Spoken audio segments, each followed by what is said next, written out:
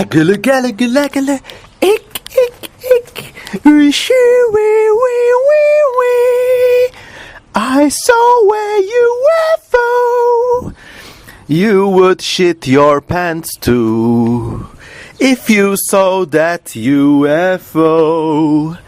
Hello everyone, this is CM Kozaman again, and today I'm gonna be talking about a hot topic. The date is July 20th, 2019, and at the time of recording, a popular internet sensation about Area 51 was really trending, and there was a big call to storm Area 51 and discover the secrets the government's been hiding from us. UFOs, alien bodies, government secret programs to control the weather, transcontinental railway, all sorts of weird stuff. And at the time of recording, more than 1,700,000 people had registered for this supposed event, which will or will not take place in September 20th,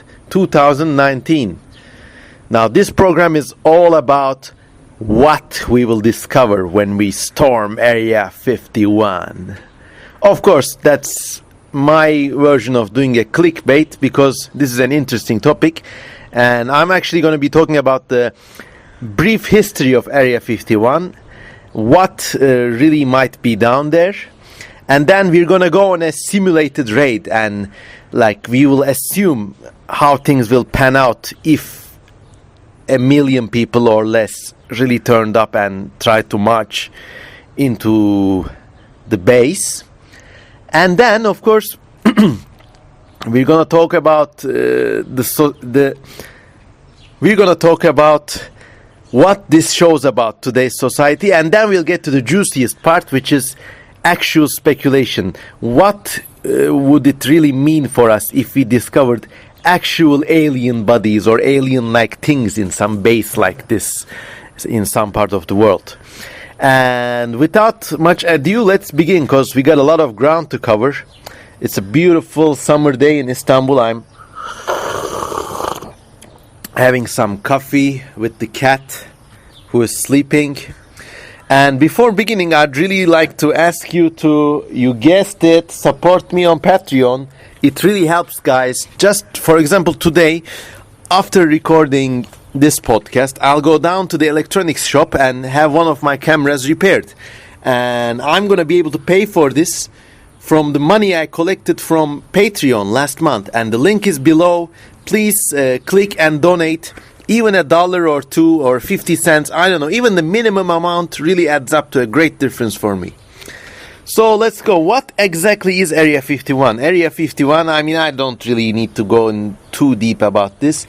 It's a secret US Air Force base, and at a surface area of 3 million square kilometers or miles, it's probably the greatest such secret base in the Western world. It's where the US Air Force has developed its secret spycraft since the 1950s. The famous U-2 spy airplane was tested there.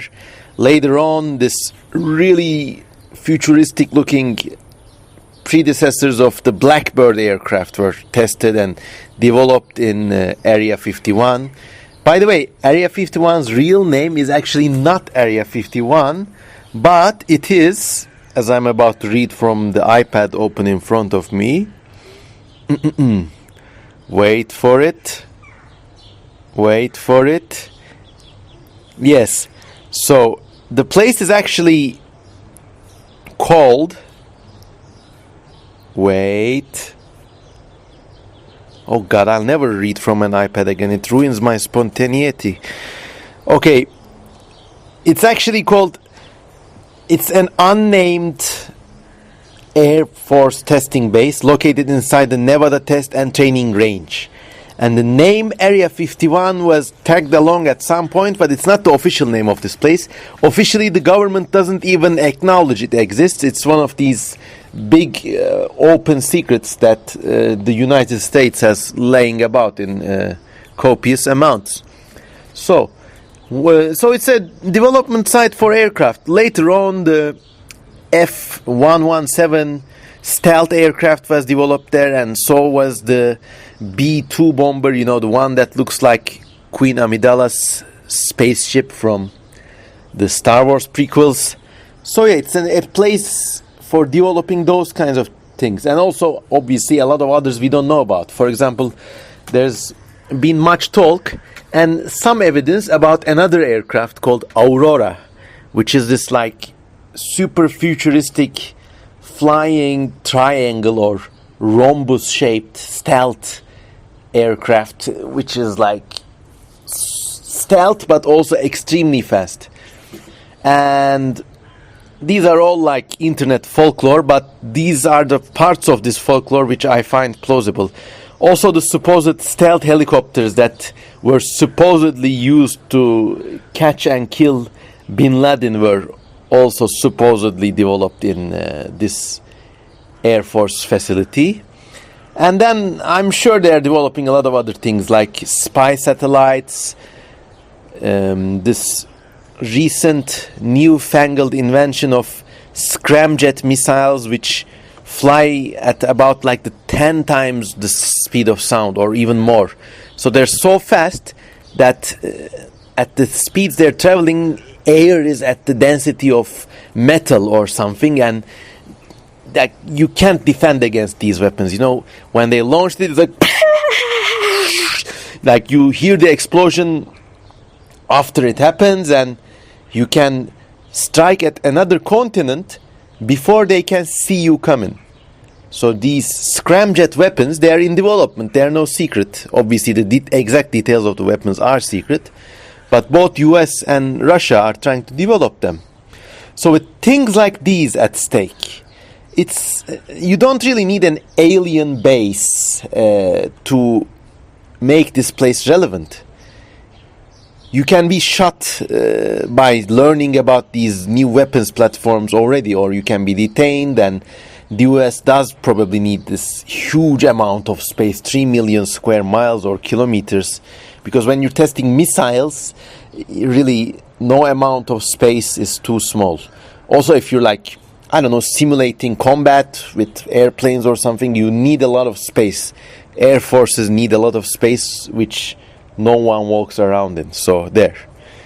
In older days, they used to use Australia. The British tested their atomic bombs in Australia once upon a time, and to this day, a facility known as Pine Gap, arguably more interesting than Area 51, exists in Australia, and they think it's like a global eavesdropping station for the southern hemisphere.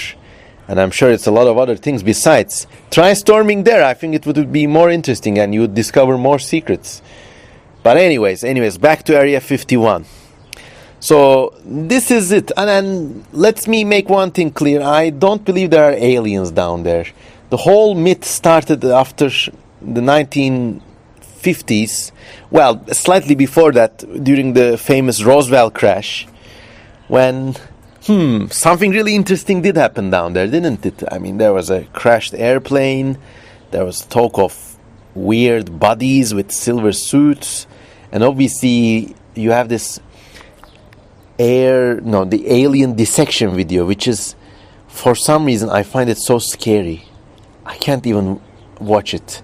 You can find it very easily on YouTube. They kind of like take the brain out of this model-like thing, but something about that video is so uncanny that I can never watch it, let alone watch it at night. If I was to watch it at night, I would have 3 consecutive sleepless nights. But anyways, so in American pop culture, in UFO folklore and subculture, all of these stories kind of meshed. And Area 51, because it's in Nevada, where the Roswell crash also occurred, became the kind of go-to location for the supposed storage site of these aliens. And of course, who can forget the 1995 movie Independence Day?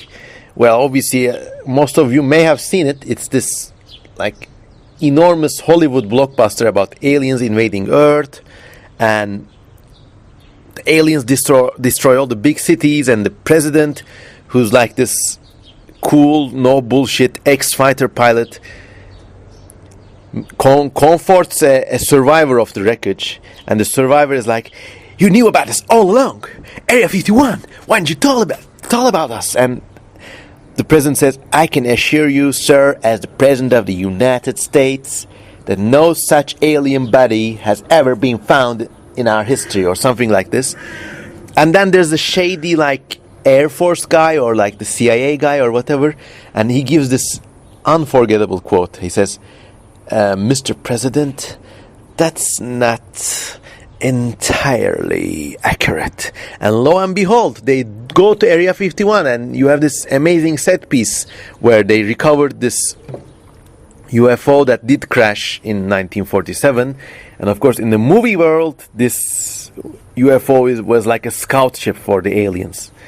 And the president is like, "What is that all about, this place?" And the CIA guy says, "Two words, Mr. President, plausible deniability." And then, I'll never forget this. As a kid, this scene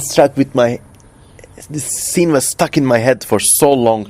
They meet this crazy, quirky, kooky scientist guy who has been trapped down in the secret base, studying aliens all his adult life. And he's like, "Oh, wonderful things, Mr. President. These two died at the crash, and this one a few days later." And he shows him 3 alien bodies. And that line really got to me, These 2 died in the crash, and this one 3 days later. What did it say during those 3 days? What did it do? Did they communicate? I mean, I imagined an entire movie, an entire trilogy of movies based on those 3 days alone. And I think those would have made a better sequel or a prequel for Independence Day rather than this god-awful 1916 or 70 like soft reboot we saw. It was probably one of the worst movies I've ever seen. And the first Independence Days was one of the best movies I've ever seen. But yeah, so those lines never left my head. Plausible deniability. Which brings us to the actually far more interesting world of US secret programs. And an author I know and I really like, named Trevor Paglen. That's TrevorPaglen. And I'm sure I'll mention this book in the video description below, but sometimes I forget, so remember at your own risk. Anyways, he wrote a book called Blank Spots on the Map. Trevor Paglen is actually obsessed with the US secret programs and their world and the bizarre, shadowy subsection of the United States government that developed around them. Because this is no new thing.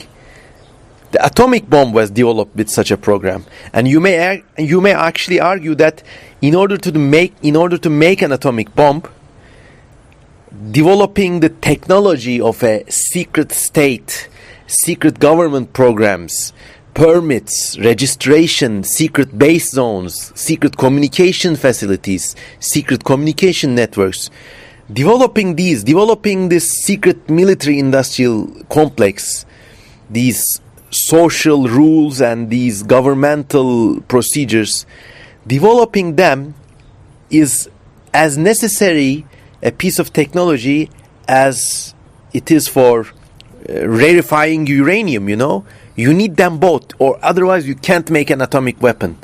At least not unless before your enemies make one and steal your secrets or recipes. And we don't need to go back to the Second World War. This happened very recently with the uranium enrichment deal. Try saying that really fast. Uranium enrichment. Okay, you can say it really fast. But they tried in the most grim secrecy to develop this, and the US and to a degree the Israelis countered them by creating this worm called Stuxnet, which was infected onto every kind of centrifugal machine before the Iranians bought them and set up their lab. And then by just triggering something, the Americans were able to make the centrifuges go balloony, you know. And this is once again a more interesting story than Area 51 or aliens ever is. But going back to Trevor Paglen's book, so he argues that the development of a secret, shady government military industrial apparatus first started with the development of the atomic bomb, and as the Cold War grew, it actually kind of took over the United States in a way, to such a degree that today enormous budgets are allocated to programs that the average American citizen doesn't and cannot know about. And for example, I got the book right in front of me. It's a great book, Blank Spots on the Map, The Dark Geography of the Pentagon's Secret World. And the title is a bit sensationalistic, but it really delivers.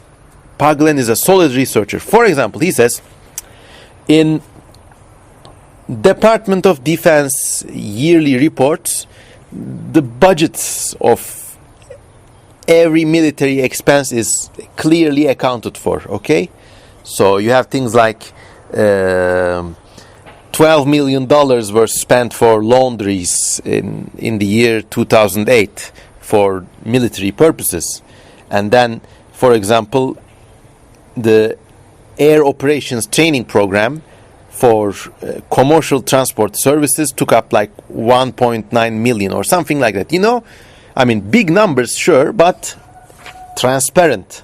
Or are they?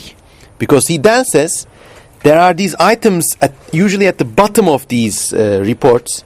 And if I don't forget, I'll actually draw up the most recent expense report and post it in the video description, and we'll see what kind of weird stuff. You can go and see it if you wish.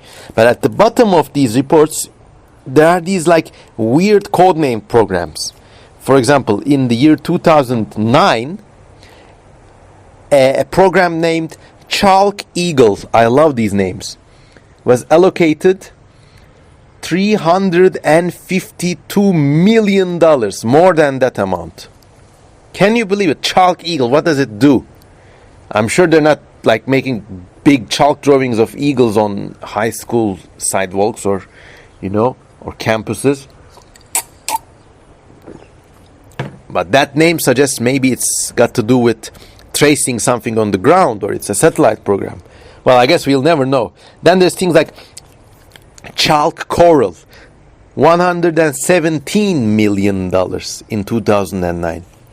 Something called Retract Maple. What is this, like a kind of Canadian coitus interruptus plan?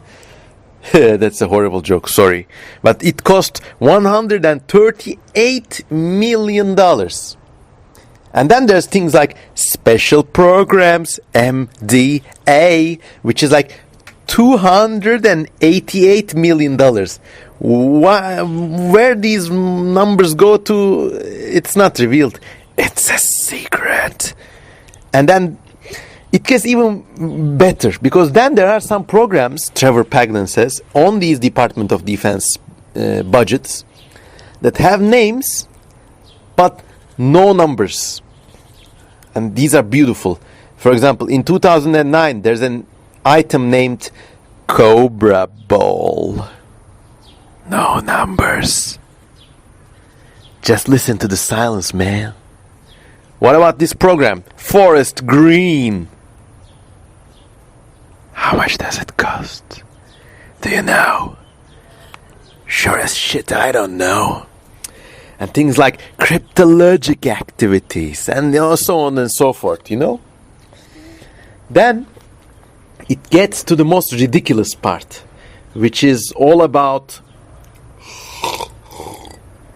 all these horse whispering. Kind of parched my throat. There are these programs with like really indistinct names and no budgets. Special activities. Bleh. Special applications program. Bleh. Combined advanced applications. Bleh. Special program. I'm sure there was like this special program in the year 2016 which had some little fingers in the 2016 Turkish coup attempt. But hey, that's just the conspiracy theorist in me talking. I'm sure a lot of budgets like these go to like these inadmissible weapons sales or inadmissible things like, I don't know, training ISIS. I have no idea, or making deep fake videos about ISIS. I'm saying this in a semi-tongue-in-cheek way. I don't believe that the US created ISIS, but I wouldn't be surprised, given all the things the US government has done in the past, I wouldn't be surprised if they maybe kind of someone somewhere gave them a little leg up or turned a blind eye. I don't know. But anyways, I'm kind of getting out of my league here. And by the way, in all of these programs, my primary aim is never to spread conspiracies, never to be like Alex Jones, but to engage in a thought-provoking range of speculations and chasing interesting trains of thought, let's say. So there are these like enormously expensive programs that no one knows or is allowed to know in the US military industrial system.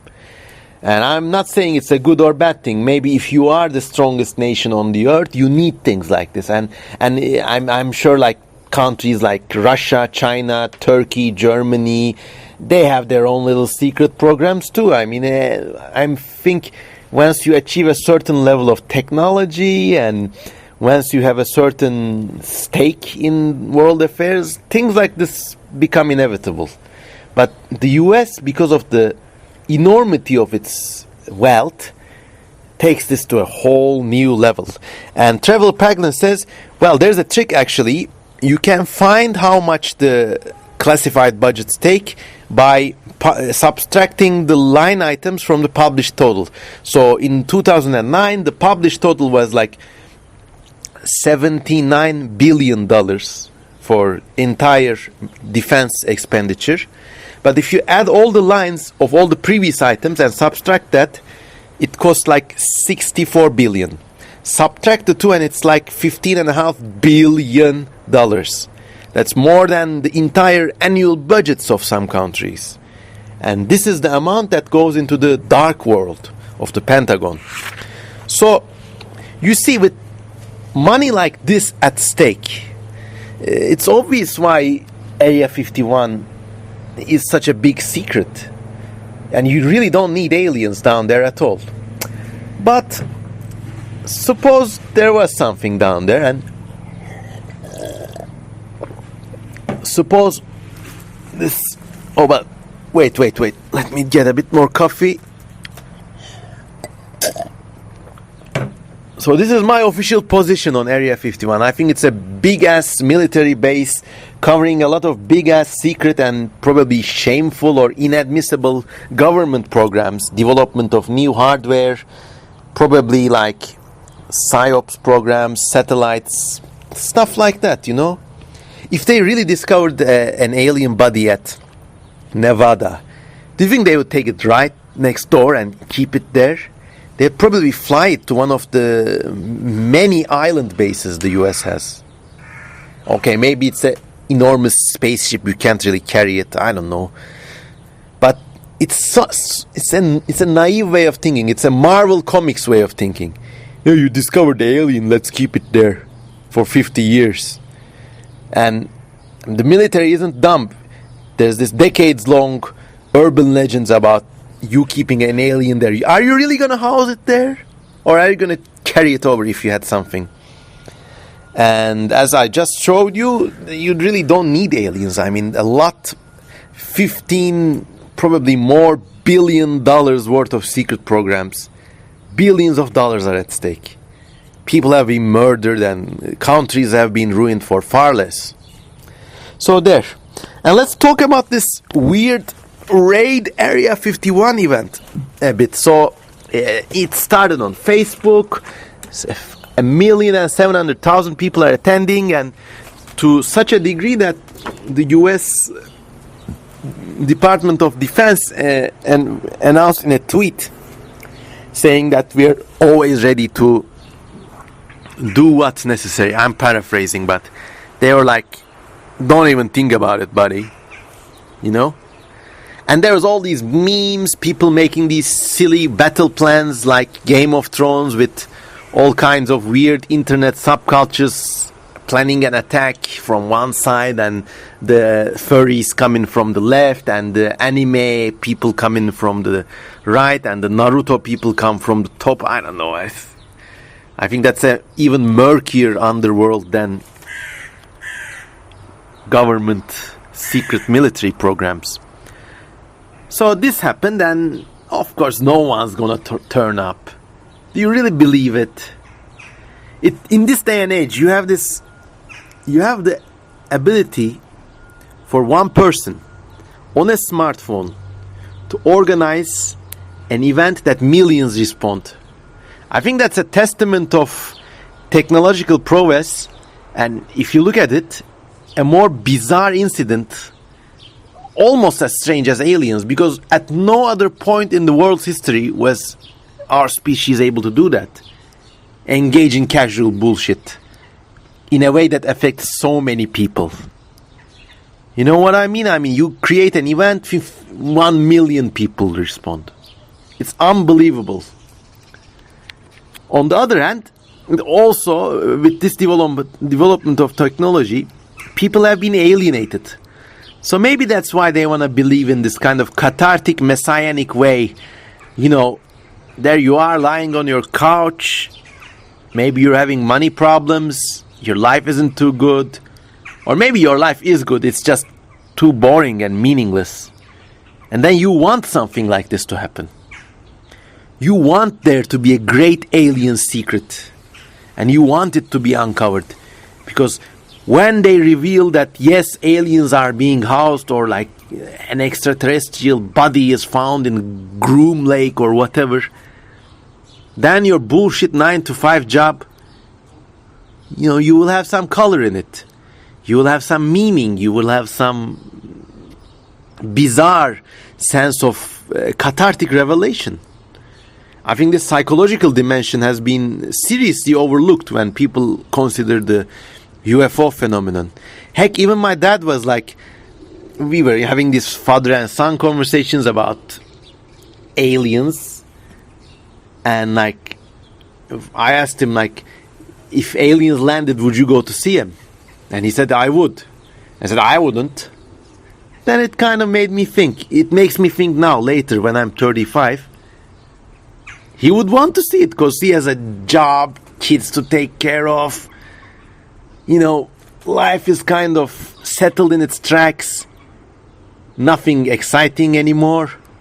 Well, he has a very exciting life, but it's, you know what I mean? It's kind of settled in its track. You know what's going to happen, more or less. As a kid, I didn't. And maybe that's why I was scared. No, I don't want to see the UFO. Maybe my life is full of a sense of wonder already. And maybe his wasn't. And that's why he wanted to go see the aliens land.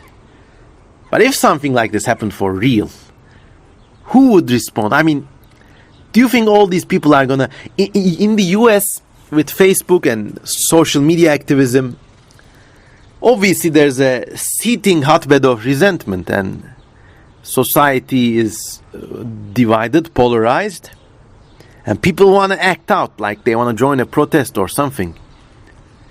But, you know, people couldn't even protest this restaurant chain, Chick-fil-A, because its owner said something racist or something. People couldn't even properly protest that. People even couldn't boycott Chick-fil-A.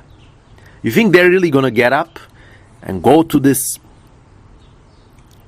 base in the middle of nowhere? Even, like, walk 500 meters there, walk a kilometer, you'll be half dehydrated already. Then 1 million of them are going to mess up and try to break in. How is that going to work? It's a non-event. People just respond. And part of this, I'm certain, has to do with this cathartic numbness in today's society, caused by affluence, but also the affluence not being matched by a sense of worth that people feel must accompany it. Wow, I've gotten really philosophical there. Let me take a bit more.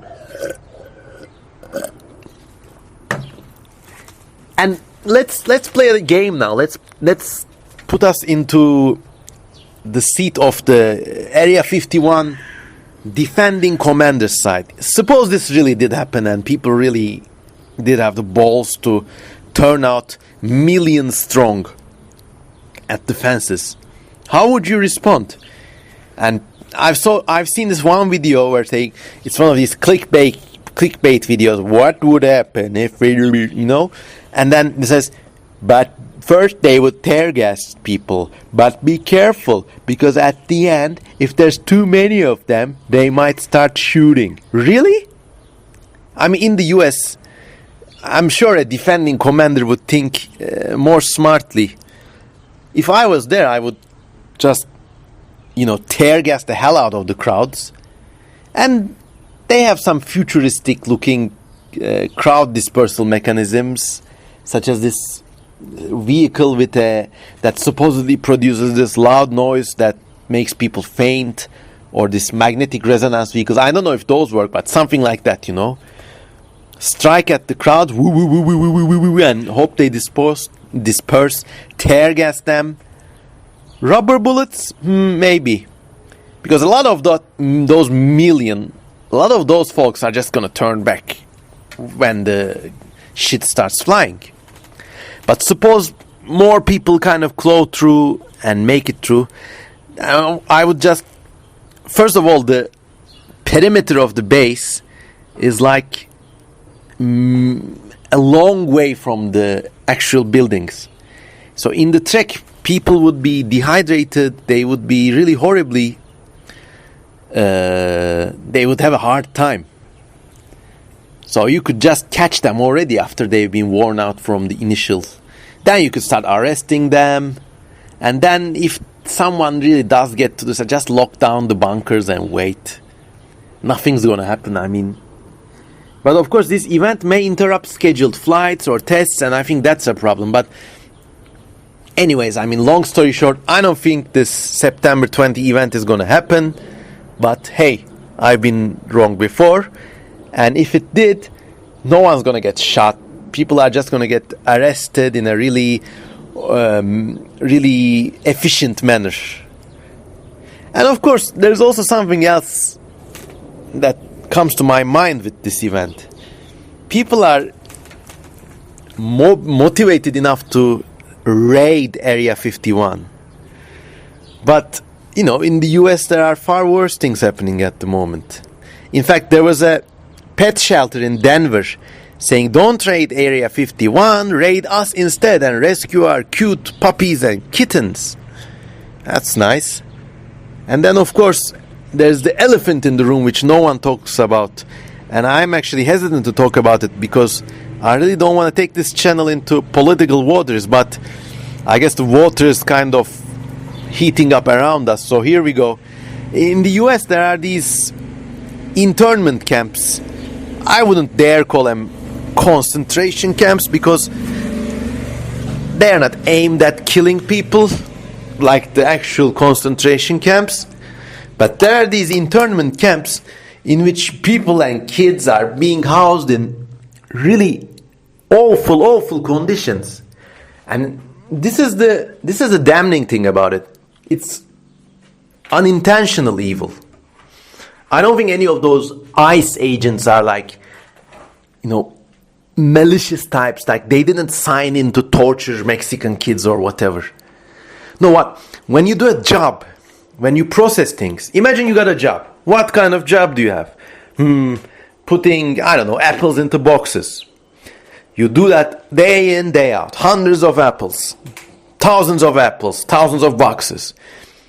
When you process things, at one point, it's a human thing. You stop caring about them. When you make iPhones, you imagine like someone gives you a gift iPhone. Hey, nice. If you work in a factory with thousands of iPhones, you don't care about them. You kind of get sick about them.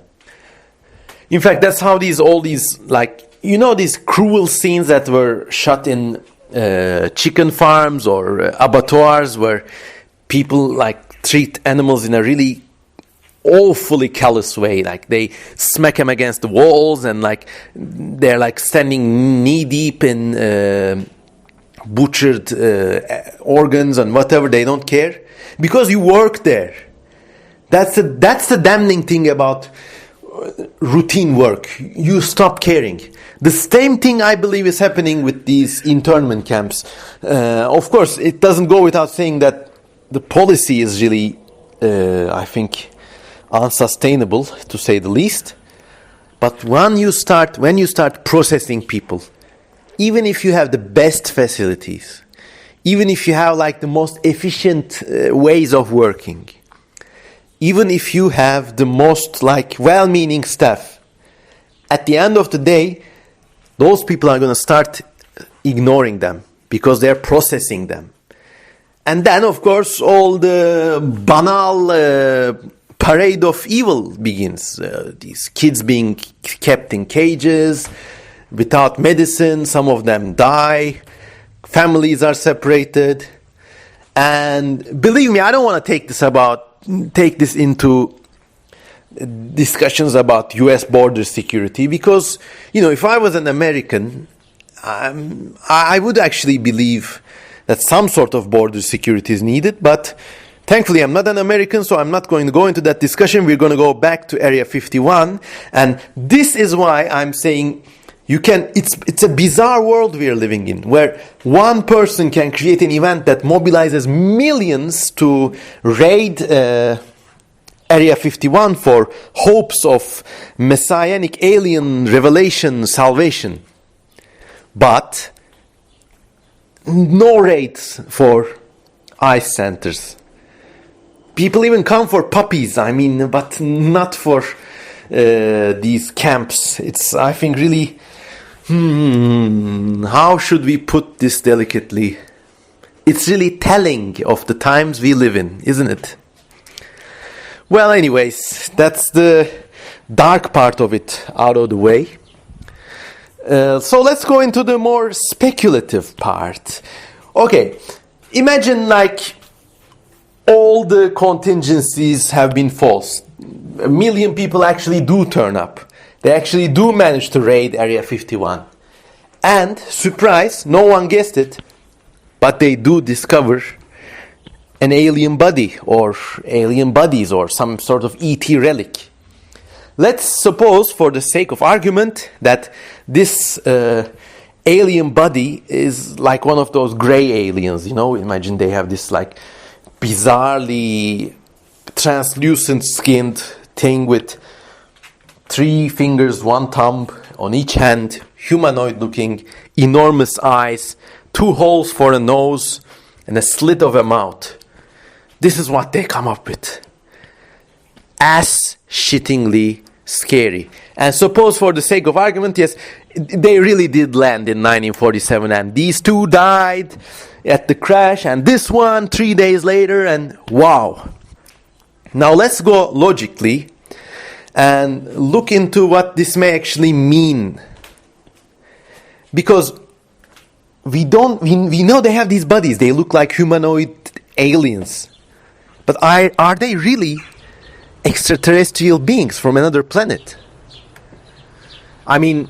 This is kind of assumed as a given. Excuse me. This is assumed to be an inevitable reality. But if you look at the evolution of life, and basically if you look at the way we think the universe runs, this whole story about entities getting into a machine and flying into another planet, it probably will not happen in this galaxy we live in, because the stars are so vastly separated and outer space is so hostile and the time for travel is too long that, the ship you will have to end up building will have to be at least as complex as a living organism itself.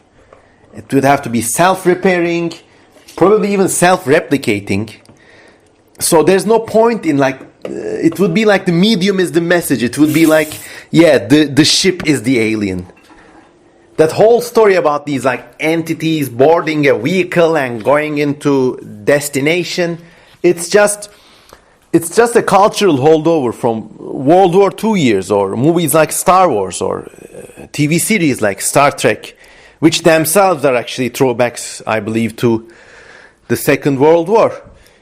Because at that time of human history, it was really like you had fighters, you have main ships, you had like fleet battles, you know that thing? You could actually like fly from, one person could fly from civilization A to civilization B.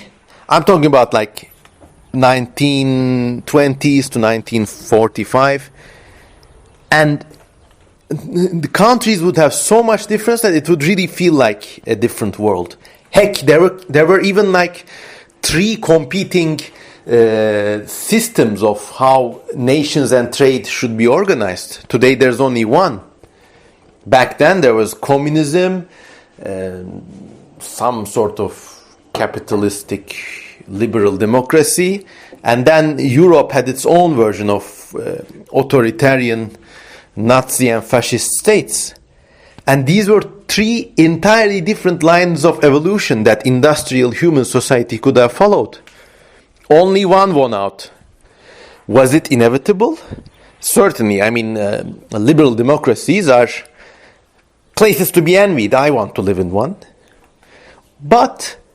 Or was it because the strongest country in the earth, the one with access to most natural resources, the US of A, happened to be in that camp? Interesting thought, isn't it? But we'll go down that avenue some other time. So, what were we talking about? The aliens. So, outer space is difficult. Coming to ships from another planet is a World War II era fantasy. And reality doesn't work that way. And why are they so humanoid? That's another bizarre thing. Because we know that evolution also runs in contingencies. Just like the way I described back there with social democracy and state organization, whatever. I mean, there's no way to assume that a being which evolved in another world, with a wildly different set of circumstances, there's no reason it should look like a human. I mean, there are certain patterns in evolution, certainly. For example, fish look like fish, and whales look like fish, and ichthyosaurs, these ancient marine reptiles, used to look like fish. But guess what? Squids also swim. And they're bizarrely, squids are an entirely different solution to that problem. So I would bet a large amount of money that any intelligent alien organism would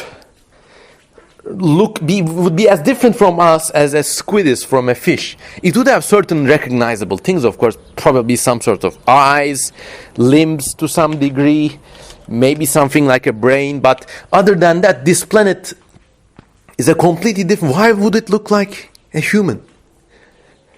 Why would an alien intelligence even operate as individuals?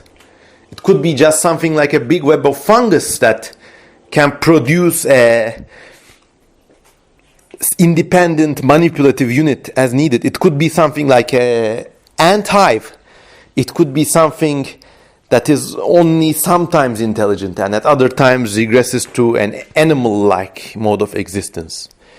An alien being could consist of multiple species working together. So it could be something like a coral reef that thinks and talks. There are so many ways intelligent life can take. And if we really went into Area 51 and saw that alien body lying there, I would shit my pants. Because it could mean one of several things. Either this thing is not an alien, it is actually maybe a human from a parallel universe, maybe a human from the future.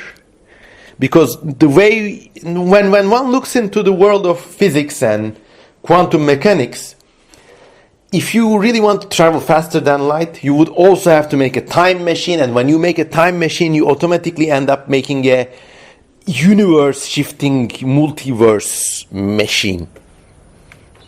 And I think I could confidently state that it is much traveling between parallel universes or traveling through time is more likely than traveling between different planets in a faster than light method, you know? That could be one possibility. Or, this is another one, maybe someone's trying to deceive us. Maybe it's one of those, you know, these puppet parents that researchers use to feed like these rare parrots, and you see these like heart-wrenching footage where the baby parrot is like, oh, trying to eat from the puppet's mouth, and it's giving the puppet all its love and affection, and it's imprinting on it, but it's just a puppet. That's such a heartbreaking scene.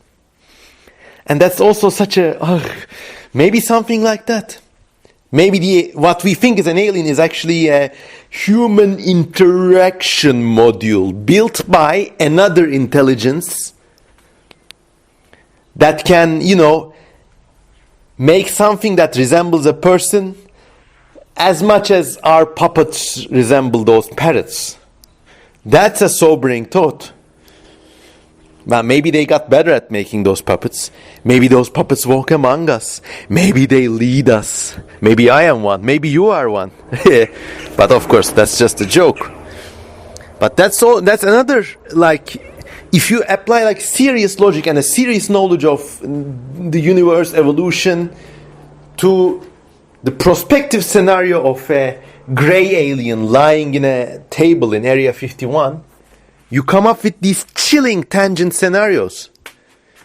I would be scared. I would be even more scared if like actual aliens, supposed aliens, were having an embassy at Area 51.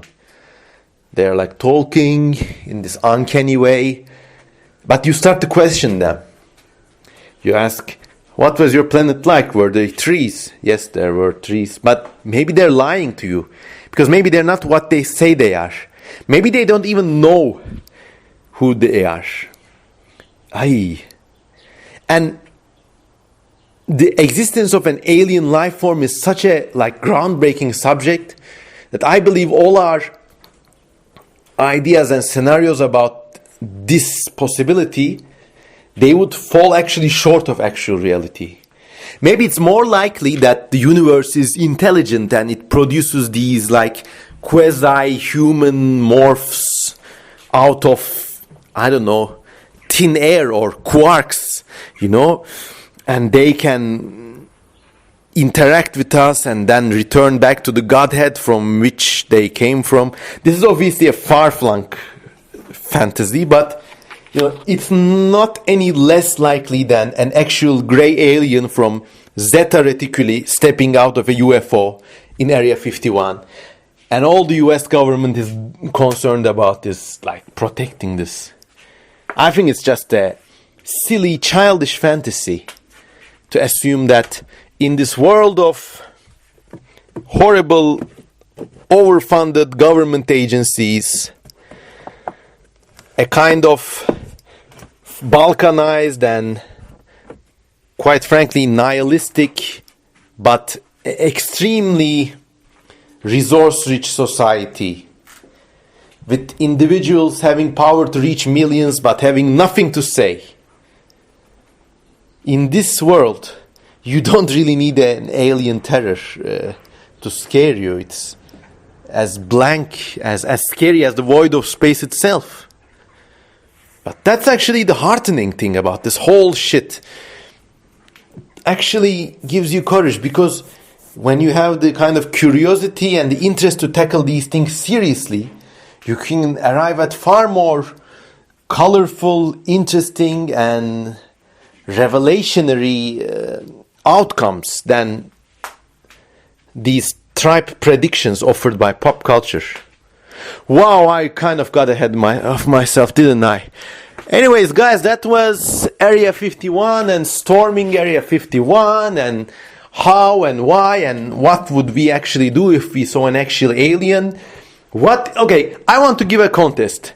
Please, in the comments below, imagine you discover this thing that looks like a gray alien, but without it having to be an actual alien, what else could it be? I already gave you a few alternatives. I suggested maybe it's a probe sent by another intelligence. I said maybe it's someone from the future or humans from a parallel universe. Or maybe it's like something, an intelligent appendage of the universe itself, which is actually intelligent in itself. These are my wild theories. What are yours? Write them down below. Let's talk. You know, I always like your comments, even if you're critical. I always respond, and I'm really lucky to have an audience like such as yourselves, guys and girls. And also, please consider supporting me on Patreon once again. And also, I updated my website, cmkozemen.com. Visit it. There's a huge new photography section. It shows like strange buildings, insects, landscapes. I think you like it. As always, keep curious and have a nice day. And now I'm going to go repair my camera. Baggity. Here comes a UFO.